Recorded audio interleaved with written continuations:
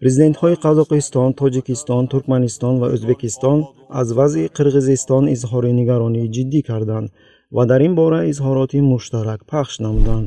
Изҳорот дар сомонаҳои Аккорда ва Вазорати корҳои хориҷии Тоҷикистон рӯзи 9 октябр нашр шудааст. мо ҳамчун ҳамсоягони наздик ки бо риштаҳои чандинасраи дӯстӣ, ҳамсоягии нек, арзишҳои муштараки фарҳангӣ ва маънавӣ дорем. Мардуми Қирғизистонро дар ин рӯзҳои душвор даъват менамоем ки ба хотири ҳифзи сулҳ ва барқарории субот дар кишвар хиради хоси худро нишон диҳанд, гуфта мешавад дар изҳорот. Дар санад инчунин қайд шудааст ки неку аҳволи Қирғизистон омили муҳими амнияти минтақавӣ ва рушди устувор дар тамоми Осиёи марказӣ мебошад.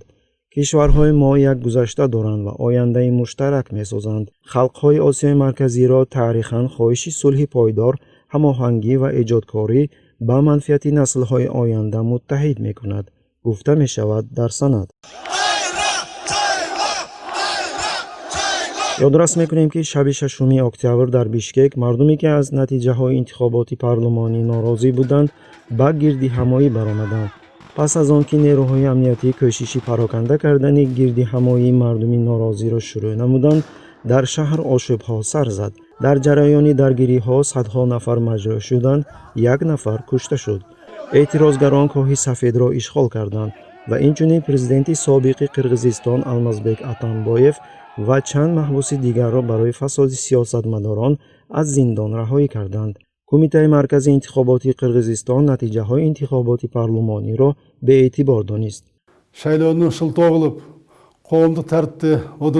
Пас аз бетартибиҳо, президент Жээнбеков борҳо ба шаҳрвандон муроҷиат кард.